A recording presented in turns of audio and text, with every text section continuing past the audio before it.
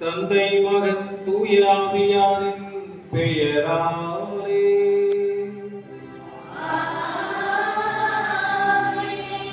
நம் ஆண்டவரும் தலைவருமான இயேசு கிறிஸ்துவின் அருளும் கடவுளின் நட்பும் தூய ஆவியாரின் நட்புறவும் தோழமையும் நம் அனைவரோடும் இருப்பதாக.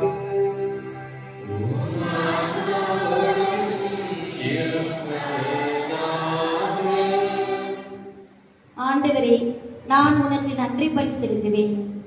இன்றைய திருப்பலியானது தம்பிபுரம் கிராம இறை மக்களால் ஒப்புக் கொடுக்கப்படுகிறது.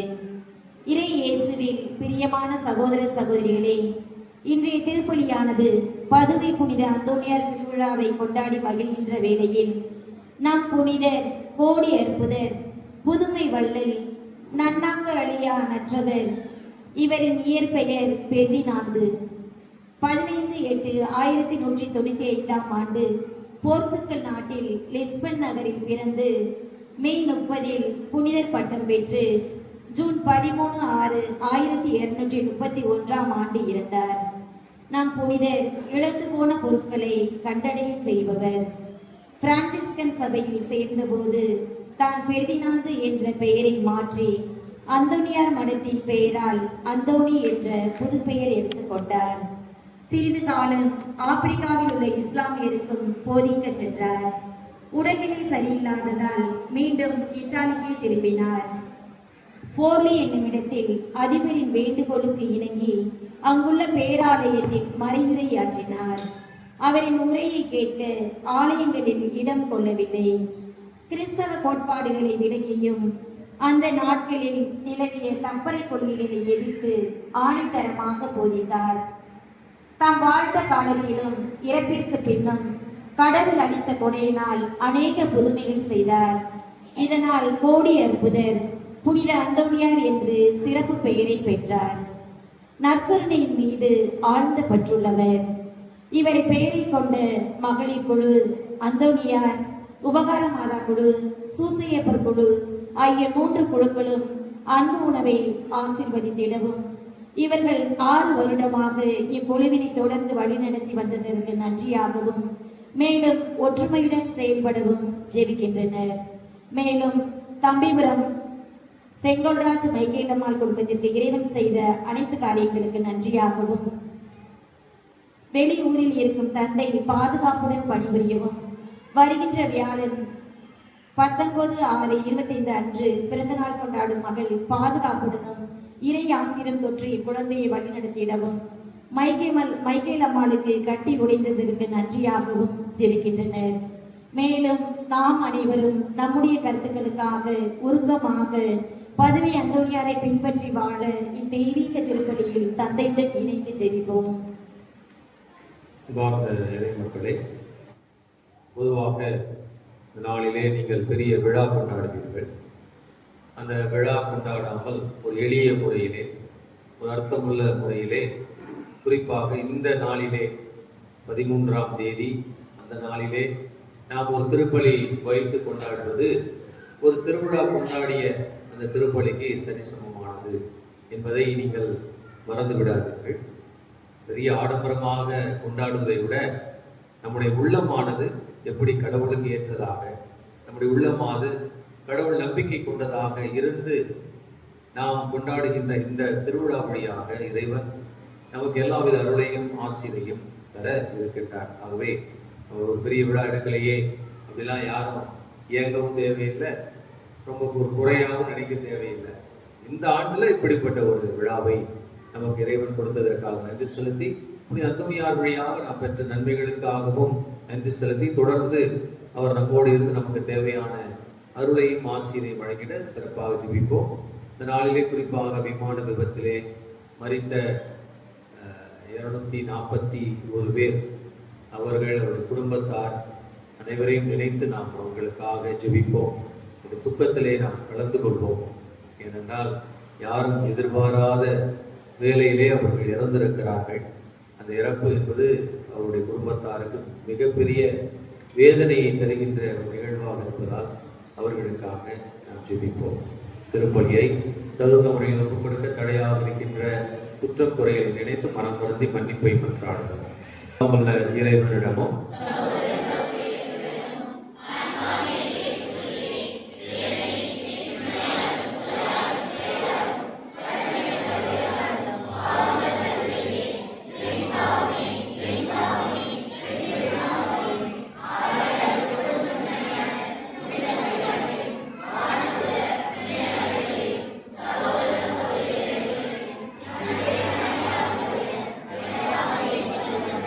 எல்லாம் உள்ள இறைவன் மீது இரக்கம் வைத்து நமது குற்றக்குறைகளை மன்னித்து நம்மை நிறைவான வாழ்வுக்கு அழைத்து செல்வாராக.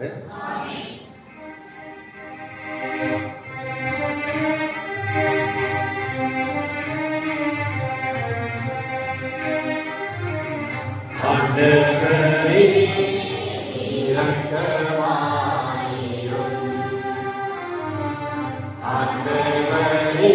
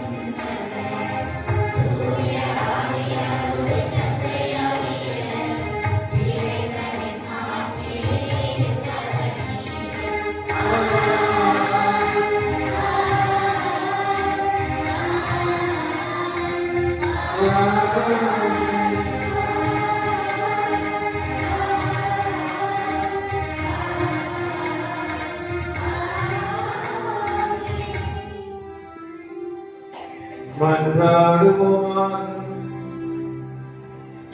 என்றென்றும் எல்லாம் வல்ல இறைவா, புனித அந்தோனியாரை தலைசிறந்த போதகராகவும் எங்கள் தேவைகளை பரிந்து பேசுபவராகவும் உம் மக்களாகிய எங்களுக்கு வழங்கியுள்ளீரே.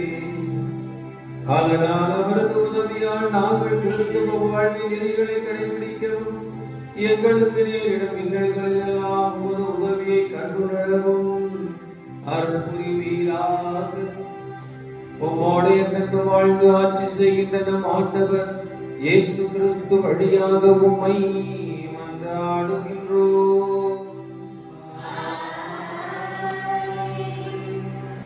முதல் வாசகம். ஆண்டவர் எனக்கு அருள் பொழிவு செய்துள்ளார். நற்செய்தியை அறிவிக்க என்னை அனுப்பியுள்ளார்.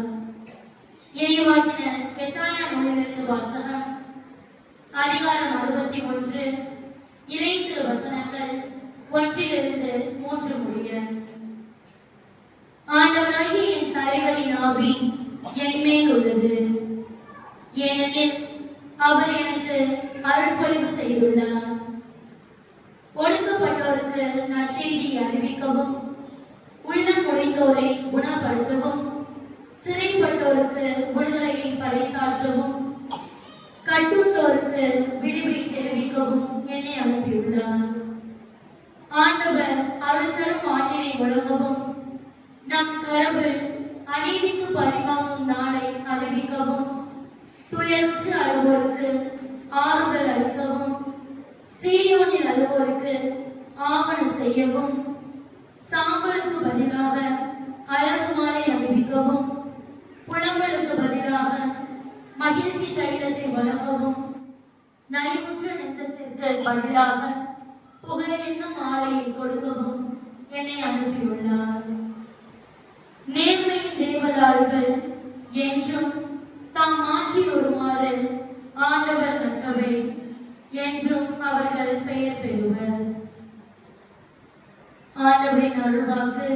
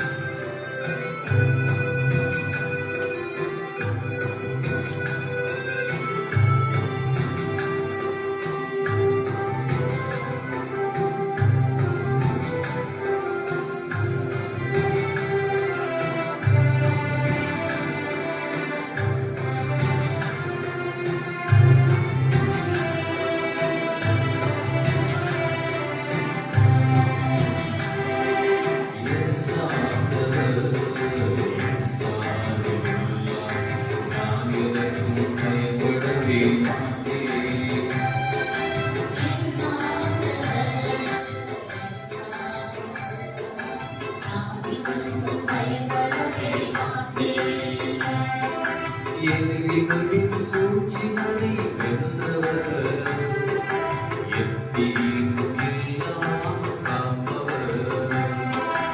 எதிரிகளின் சூழ்ச்சிகளை வென்றவர், எத்தீங்கும் அண்டாமல் காப்பவர். அவர் அன்பானவர், என்னை வெறுப்பதில்லை. அவர் ஒளியானவர், என்னை மறப்பதில்லை. அவர் அன்பானவர், என்னை வெறுப்பதில்லை. அவர் ஒளியானவர், என்னை மறப்பதில்லை. நல்லவர் என்று பாடுவேன், என் ஆண்டவர் நல்லவர் நல்லவர் என்று போற்றுவேன். நல்லவர் நல்லவர் என்று பாடுவேன், என் ஆண்டவர் நல்லவர் நல்லவர் என்று போற்றுவேன்.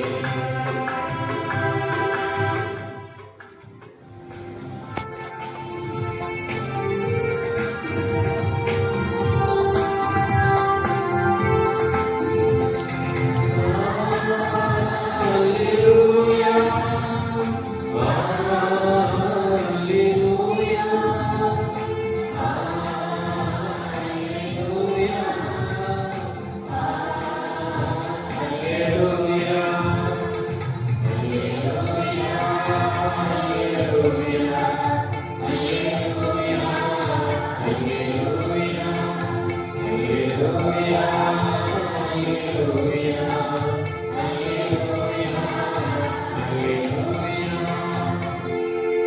ஏழைகளுக்கு நற்செய்தியை அறிவிக்கவும், சிறைப்பட்டோர் விடுதலை அடைவர் என முழக்கமிடவும் ஆண்டவர் என்னை அனுப்பியுள்ளார்.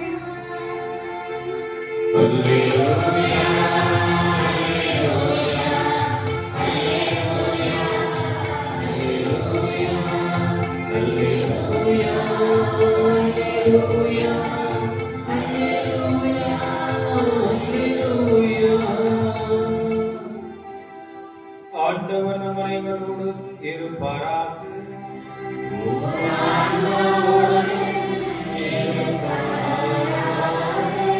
இந்த லூக்கா எழுதிய நற்செய்தியிலிருந்து வாசகம்.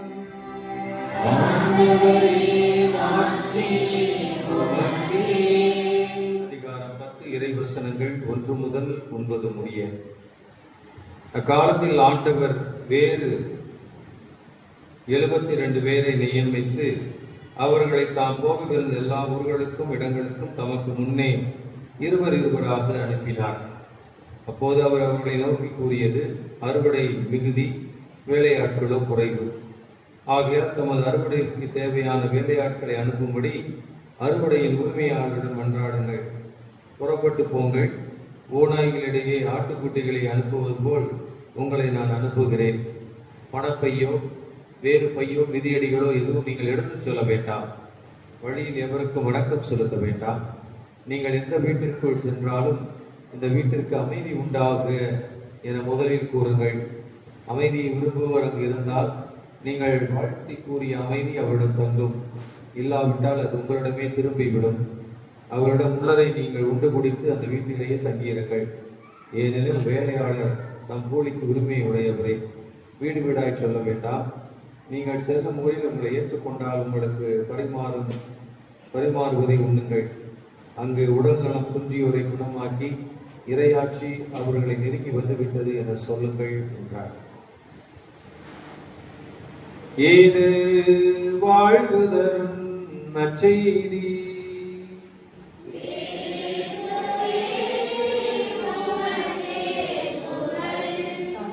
அனைவரையும் முப்பாதம் சுமத்துகின்றோம். அவர்கள் நற்செய்தியை எடுத்துரைக்க தூய ஆவியாரின் ஆற்றலை பொழிந்து அவர்கள் உமது பணியை தொடர்ந்து ஆற்ற உடல்நல சுகத்துடன் வாழ்ந்திருக்க வேண்டும் என்று பதுவை புனித அந்தோனியார் வழியாக இறைவா உம்மை மன்றாடுகின்றோம். மருத்துவர் நோயற்றவருக்கல்ல, நோயற்றவருக்கே மருத்துவர் தேவை என்று சொன்ன அன்பான ஆண்டவரே, இவ்வுலகில் நோயினால் அவதியுறும் அனைத்து மக்களையும் நிறைவாக ஆசீர்வதியும்.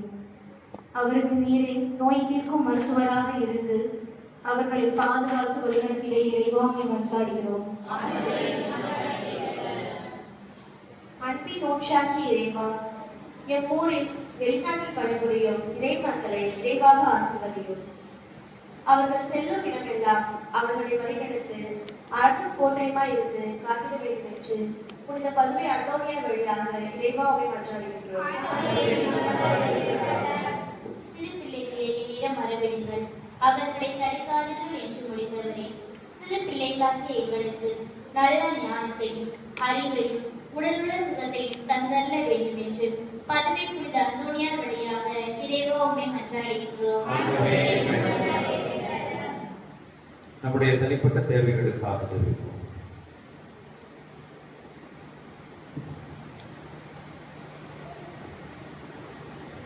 நாம் எழுப்பிய இந்த மன்றாட்டுகளை நம் ஆண்டவர் இயேசு ஏற்றுக்கொள்ள நம் ஆண்டவர் இயேசு கிறிஸ்து வழியாக கொண்டாடுகின்றோம்.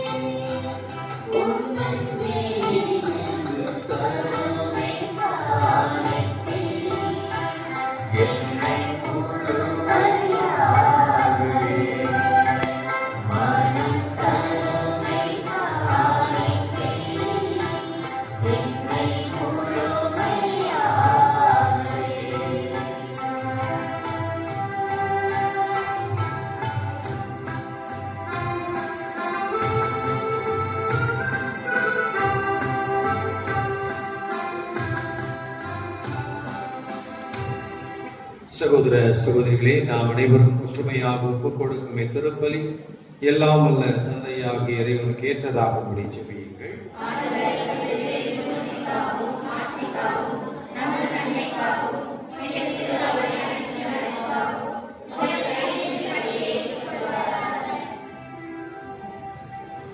ஜெபிப்புமாக. இறைவா, மக்கள் அனைத்தார் ஒப்புக் கொடுக்கும் இந்த பிரச காணிக்கைகள் எங்களுக்கு ஊட்டம் அளிக்கும் உணவாகவும் எங்களை புதுப்பிக்கும் அருளடையாளமாகவும் மாற செய்கின்றேன். அதனால் இவற்றின் அருள் உதவி எங்கள் உடலுக்கும் மனதுக்கும் என்று குறைவுபடாமல் கிடைக்க புரிவீராக. எங்கள் ஆண்டவராய் இயேசு கிறிஸ்து வழியாக உம்மை மன்றாடுகிறோம்.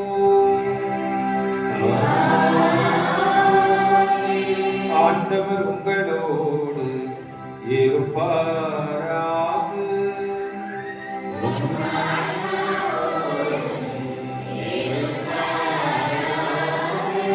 இதயங்களை மேலே எழுப்புங்கள்.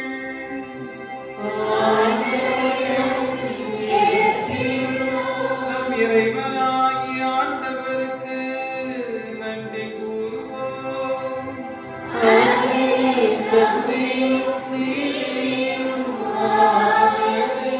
ஆண்டவரே, தூயவரான தந்தையே, என்றுமுள்ள எல்லாம் வல்ல இறைவா, எங்கள் ஆண்டவராகிய கிறிஸ்து வழியாக என்னாலும் இவ்விடத்திலும் நாங்கள் மக்கள் நன்றி செலுத்துவது மெய்யாகவே தகுதியும் நீதியுமாகும். எங்கள் கடமையும் ஏற்புக்குரிய செயலுமாகும்.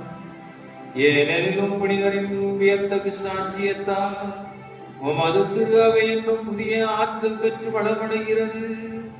ஏவாறு எங்கள் மீது நீர் கொண்டிருக்கும் பரிவன்பை தெள்ளத் தெளிவாக காட்டுகின்றீர். மேலும் எங்களது மீட்பின் வரை நிகழ்வை நாங்கள் நிறைவேற்றுவதில் அப்புனிதர்களின் சிறப்பு மிக்க எடுத்துக்காட்டால் தூண்டம் பெற்று அவர்களது தகுந்த பரிந்துரையால் என்ன ஊக்கம் பெறவும் அருளுகின்றீர். ஆகவே ஆண்டவரே, வானதூதர் புனிதர் அனைவரோடும் நாங்கள் ஒன்றாக இணைந்து உமது பெருமை பறைசாற்றி அக்களுக்குடன் பாடுவதாவது.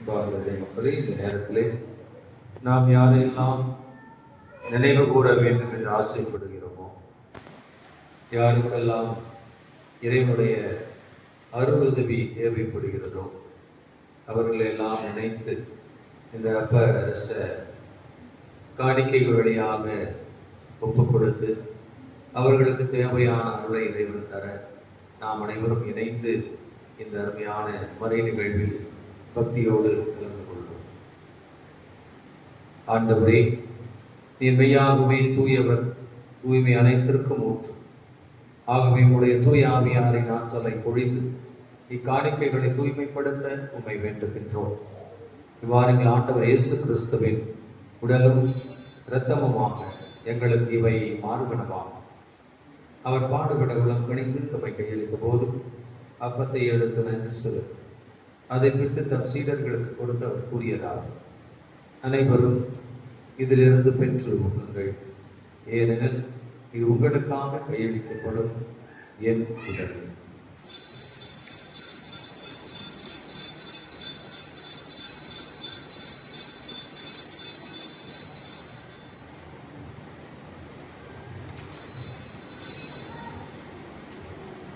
அவ்வளவே இரவு விருந்தை அருந்தியவில் கிண்ணத்தையும் எடுத்து மீண்டுமக்கு நன்றி கூறி தம் சீடர்களுக்கு கொடுத்து அவர் கூறியதாகும், அனைவரும் இதிலிருந்து பெற்று பருகுங்கள், ஏனெனில் இது புதிய நிலையான உடன்படிக்கைக்குரிய இரத்தத்தின் கிண்ணம். இது பாவ மன்னிப்புக்கென்று உங்களுக்காகவும் பலருக்காகவும் சிந்தப்படும். இதை நினைவாக செய்யுங்கள்.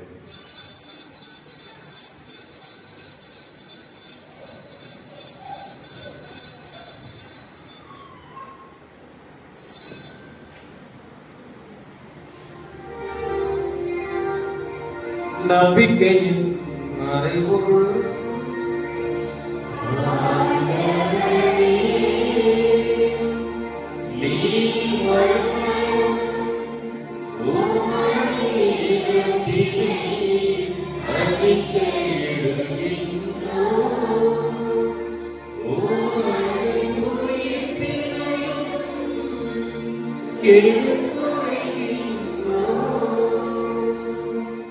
ஆகவே ஆண்டவரே, நாங்கள் கிறிஸ்துவின் இறப்பினையும் உயிர்ப்பினையும் நினைவு கூர்ந்து வாழ்வு தரும் இந்த அப்பத்தையும் மீட்பளிக்கும் கிண்ணத்தையும் ஒப்புக் கொடுக்கின்றோம். மேலும் கிறிஸ்துவின் உடலிலும் இரத்தத்திலும் பங்கு கொள்ளும் எங்களை தூய ஆவியார் ஒன்று சேர்க்க வேண்டும் என உம்மை தாழ்மையுடன் மன்றாடுகின்றோம். ஆண்டவரை, உலகெங்கும் பரவி இருக்கும் ஒரு திரு அவையை நினைவு கூர்ந்தருளும் எங்கள் திருத்தந்தை 14ஆம் லியோ, எங்கள் ஆயர் ஆனந்தம், எல்லா திருநிலையினர் ஆகிய அனைவரோடும் உமது திரு அவை அன்பில் நிறைவு பெறச் செய்கிறார்கள். அன்பு தந்தை இறைவா, புனித அந்தோணியாரை தம்பிபுரத்தினுடைய பாதுகாவலராக ஒரு மாபெரும் குடையாக கொடுத்த இந்த நாளிலே இந்த பங்கில் வாழ்கின்ற ஒவ்வொருவரையும் நீர் நிறைவாக ஆசீர்வதிக்க வேண்டும். அவர்களுக்கு தேவையான அனைத்து அருள் வளங்களையும் தர வேண்டும். குறிப்பாக அவருடைய உயிருக்கும் உடைமைகளுக்கும் புனித அந்தோணியார் பாதுகாவலராக இருந்து அவர்களுக்கு எப்பொழுதும் ஒரு வழிகாட்டியாக உந்து சக்தியாக இருக்க இந்த நாளிலே அவருடைய நினைவு நாளிலே நாங்கள் கெஞ்சி கேட்கின்றோம். மேலும் உயிர்த்தெழும் எதிர்நோக்குடன் துயில்கொள்ளும் எங்கள் சகோதர சகோதரிகளையும், இறந்தோர் அனைவரையும், அண்மையில் இறந்த அனைத்து ஆன்மாக்களையும், குறிப்பாக விமான விபத்தில் இறந்த 241 ஒரு ஆன்மாக்களையும் இரக்கத்துடன் நினைவு கூர்ந்து உமது திருமுக ஒளியினுள் ஏற்றருளும். எங்கள் அனைவர் மீது இரக்கமாயும். கடவுளின் கன்னித்தாயான புனித மரியா, அவருடைய கணவரான புனித யோசேப்பு, புனித திருத்தூதர்கள், இவ்வுலகில் உகந்தவராய் இருந்தவராகிய புனிதர் அனைவருடனும் நாங்கள் நிலை வாழ்வில் பங்கு கொள்ள தகுதி பெற்று உம் திருமகன் இயேசு கிறிஸ்து வழியாக உம்மை புகழ்ந்தேற்று வரமருள மன்றாடுகின்றோம். இவர் வழியாக இவரோடு இவரில் எல்லாம் வல்ல இறைவனாகிய தந்தையே, தூய ஆவியாரின் ஒன்றிற்குள் எல்லா புகழும் ஆட்சியும் என்றென்றும் உமக்கு உரியதே.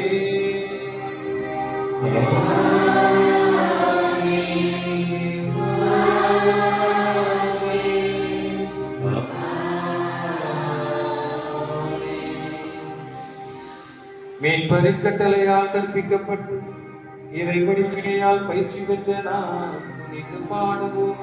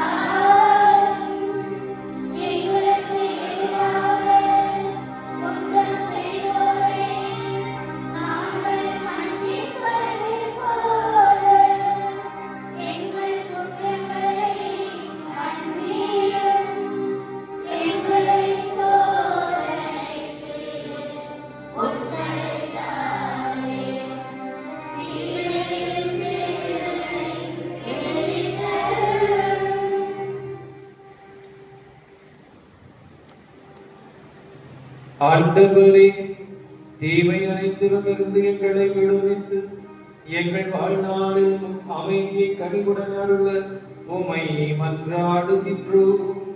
உமது இரக்கத்தின் உதவியால் நாங்கள் பாவத்தில் இருந்து எப்போதும் விடுதலை பெற்று யாதொரு கவலையும் இன்றி நலமாயிருப்போமாக. நாங்கள் இதை நோக்கி இருக்கும் பேரின்பத்திற்காகவும் எம் மீட்பராகிய இயேசு கிறிஸ்துவின் வருகைக்காகவும் காத்திருக்கின்றோம்.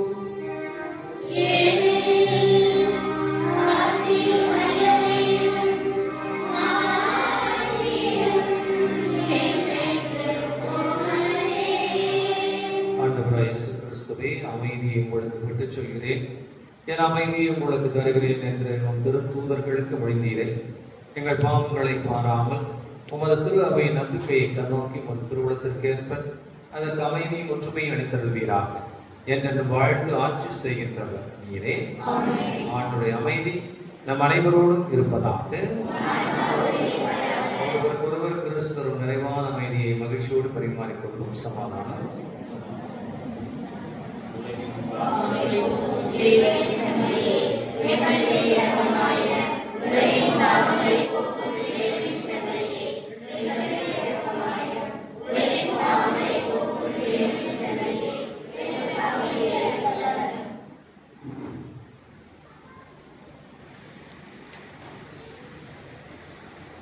இதோ இயேசு ஆண்டவர், உயிருள்ள தெய்வம், உடன் இருக்கின்ற தெய்வம். நம்முடைய சொத்தாக இயேசு ஆண்டவர் கொடுத்தது இறை நம்பிக்கை. அந்த இறை நம்பிக்கையிலே நாம் உணர்ந்திருக்கின்றோம். அதற்கு புனித அந்தோனியார் வழிகாட்டியாக நமக்கு வாழ்வாக உயிரோட்டமாக இருந்திருக்கின்றார். ஒரு அருமையான திருவிருந்துக்கு அழைக்கப்படும் நாம் அனைவரும் பேர் பெற்றோம்.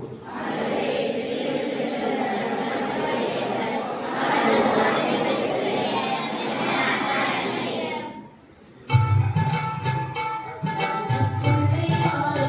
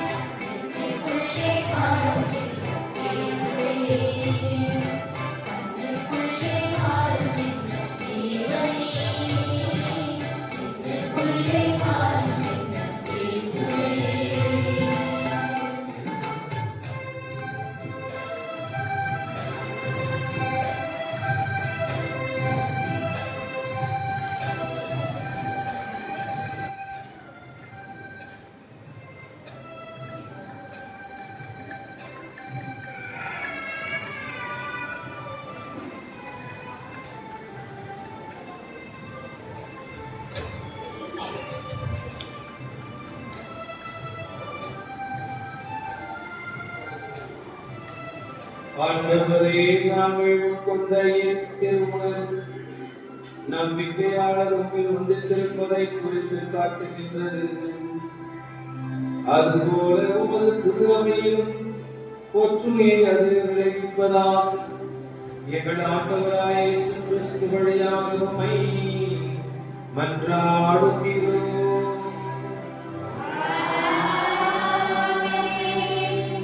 ஆண்டவர் அனைவரோடும் இருப்பாராக.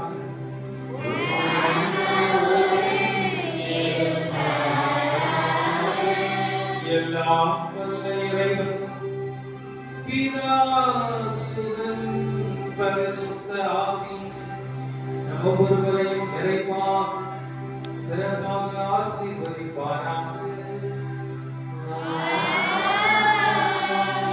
சென்று வாழுங்கள். திருப்பலி நிறைவுற்றது.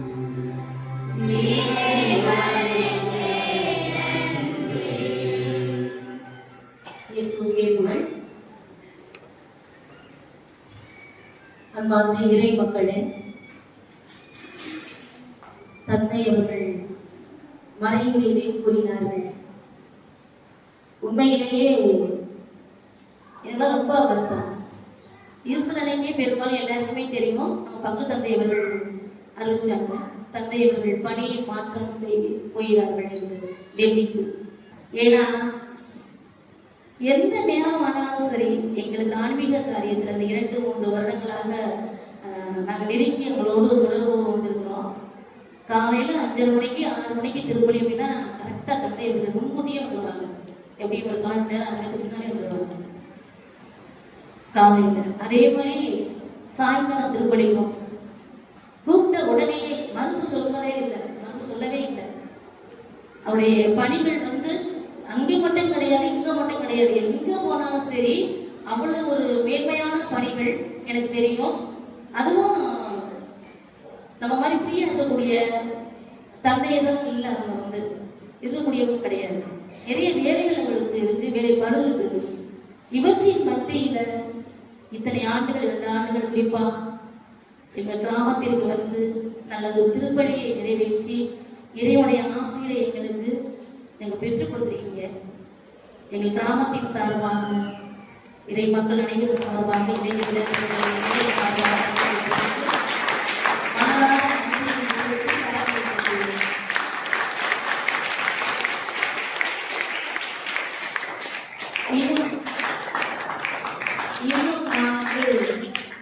சொல்லப்போனா தந்தையருடைய செய்திகளை பார்த்தீங்கன்னா, மக்கள் வாழ்வு பெற வேண்டும், நலமுடன். அதுவும் இந்த வீட்டெலாம் போடாதீங்கப்பா, இயற்கையை ரொம்ப நன்கு செய்யறவங்க.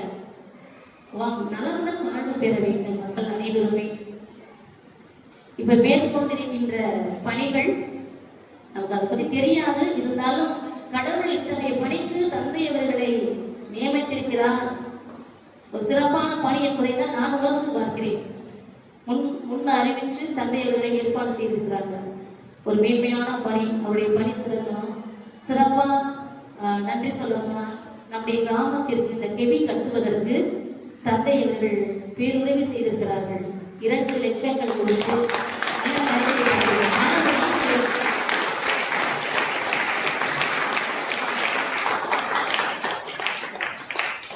கொடுப்பதற்கு ஒரு மனது, இந்த மனது உண்மையிலேயே தந்தை அவர்களுக்கு இருக்குது. கண்டிப்பா நம்ம உணர முடியும். இந்த கிராமம் உங்களை என்றைக்குமே மறக்காது. நீங்களும் எங்களை என்னைக்கும் மறக்கவே கூடாது. எங்க ஜெபத்துல எங்களுக்காக, எங்க மக்களுக்காக, எளிமையான மக்களுக்காக, குறிப்பா எங்க பிள்ளைகளுடைய படிப்புக்காக அப்படி வாழ்வு பெறணும், எதிர்காலம் நல்லா இருக்கணும், வெளிநாட்டு இருக்கிற பிள்ளைகள் சுகமோடு இருக்கிறதா அப்படி ஜெபத்தில் அணுகிற ஜெபத்தில் எங்களுக்காக வேண்டிக் கொள்வதே நாங்களும் உங்களுக்காக எங்களுடைய ஜெபத்தில் கண்டிப்பா வேண்டிக் கொள்வோம்.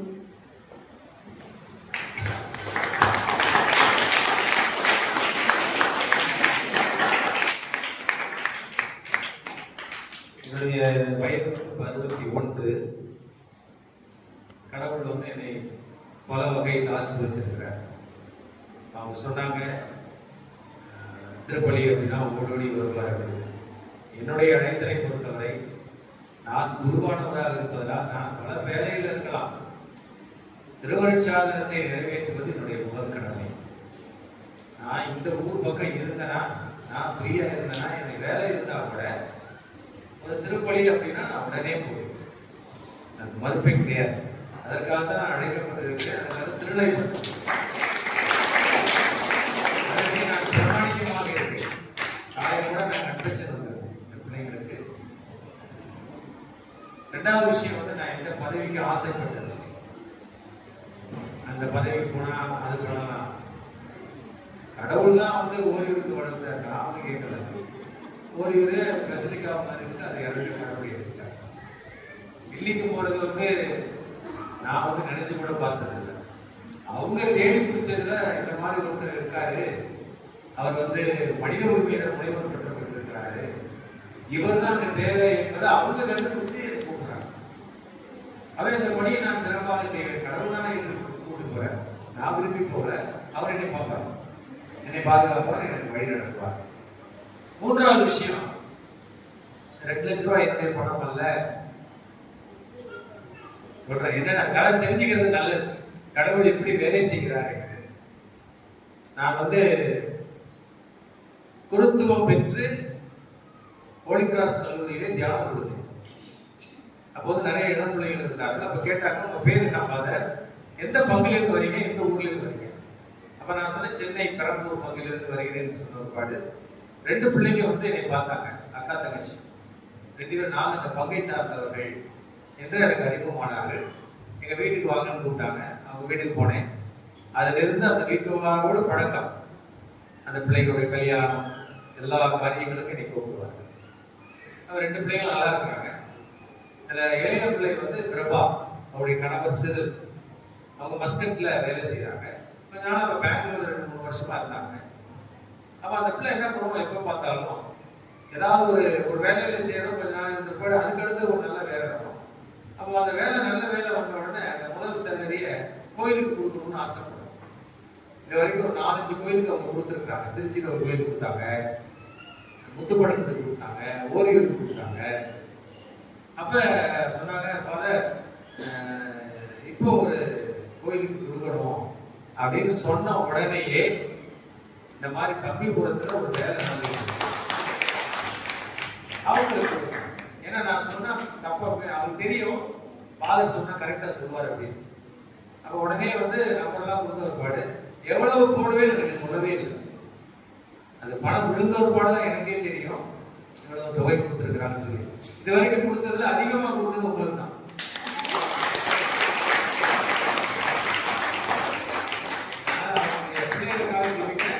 அவங்களுடைய மூத்த மகள் அமெரிக்காவிலே பைலட்டுக்கு ஏரோநாட்டிக் இன்ஜினியரிங் படிப்பதற்காக செல்கிறது. அவருடைய கணவருக்கு நல்ல வேலை, நல்ல சேலரி, ஆனால் அவங்க நல்ல உதவி செய்வாங்க. ஸோ அந்த குடும்பத்தார நம்ம எப்போவுமே நினைச்சிருக்கோம். அதனால இந்த திருவிழா இந்த நடக்கும்போது சரியாக கூப்பிடும்போது எப்பயாவது ஒரு தடவை வாய்ப்பு இருந்தால் அவங்களை கூட்டிகிட்டு வரேன். வாய்ப்பு இருந்தால் கட்டாயம் நான் கூட்டிகிட்டு வருவேன். இந்த இடத்த பாருங்க, எல்லாத்தையும் காமிக்கிறதுக்காக, அவங்க எங்கெங்க உதவி செய்கிறாங்களோ அதெல்லாம் காமிக்கிறதுக்காக. ஆனால் நல்ல உள்ளம் படைத்த குடும்பம், அவங்களுக்காக நம்ம ஜெபிக்கிறோம். ஆகவே நான் நல்லா இருக்கிறதுக்கு காரணம் என்னுடைய மனசு, என்னுடைய எளிய வாழ்க்கை, மக்களோடு இருக்கக்கூடிய தொடர்பு. நான் சின்ன வயசுல 9ஆம் கிளாஸ் படிச்ச என்னுடைய வகுப்பு தோழரோடு நண்பராக இருக்கிறேன்.